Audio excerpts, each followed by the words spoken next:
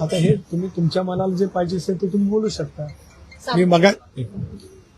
मी मगाशी सांगितलं, राष्ट्रवादी काँग्रेस पक्ष एक परिवार आहे.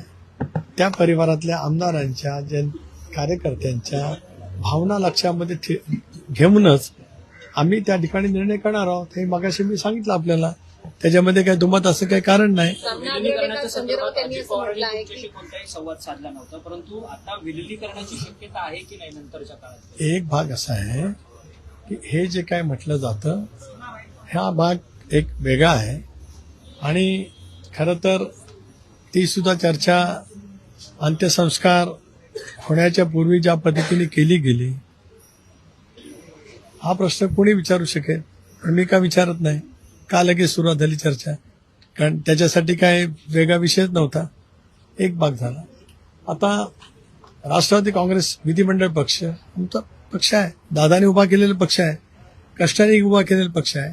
त्यावेळेला सुद्धा आमची स्वच्छपणाची भूमिका होती.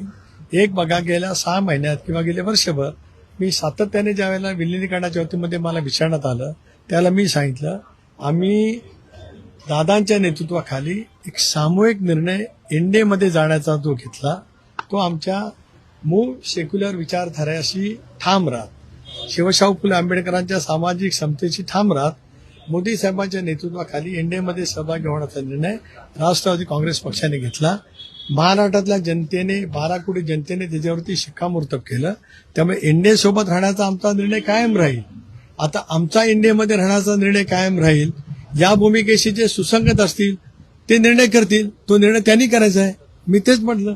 मी आज नाही म्हणत. मी गेले 6 महिने ज्या वेळेला मला प्रश्न विलिनीकरणाच्या वतीमध्ये विचारला गेला त्यावेळेला मी हेच उत्तर दिलं. आम्ही एनडीएमध्ये जाण्याचा निर्णय घेतलाय, तो कायम असेल.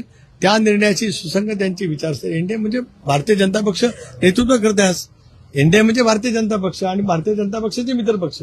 जसं युपीए म्हणजे काँग्रेस आणि काँग्रेसचे मित्र पक्ष, तसं एनडीएमध्ये भारतीय जनता पक्ष आणि भारतीय जनता पक्षाचे मित्र पक्ष आहे. आता नाही, ज्या वेळेला एनडीए स्थापन झालं तेव्हाही तसंच होतं, ज्या वेळेला युपीए स्थापन झालं तेव्हाही तसंच होतं. त्याच्यामुळे आज आमच्या एनडीए सोबतचा असलेला जो निर्णय जो दादांनी विचारपूर्वक 2023 मध्ये घेतला होता त्या विचाराची सुसंगत असतील त्याच्याबद्दलचं योग्य भूमिका आहेच. मी वारंवार स्पष्ट केलं. त्याच्यामुळे मला माहित नाही मी कुठं म्हटलं काय. मी म्हटलं विलिनीकरणाबद्दल मी नाही म्हटलं. माझं एकही वाक्य नाही. उलट विलिनीकरणाला आमचा विरोध आहे असं सातत्याने पसरवत आमच्या वतीमध्ये वेगवेगळी भूमिका करण्याचा प्रयत्न केला जातोय. दादांचा एक विश्वासू सहकारी म्हणून मी गेले 30 वर्ष वाटचाल करतोय. एक असं आहे, मी 2014 मध्ये सुद्धा एकत्रित राष्ट्रवादीचा अध्यक्ष होतो. पवारसाहेबांनी मला राष्ट्रवादी काँग्रेस पक्षाचा अध्यक्ष 4 वर्ष केला. मी दीर्घकाळ मंत्रिपदावरती राहिलो. पक्षाने माझ्यावरती जी जबाबदारी दिली ती मी निष्ठेने पार पाडली.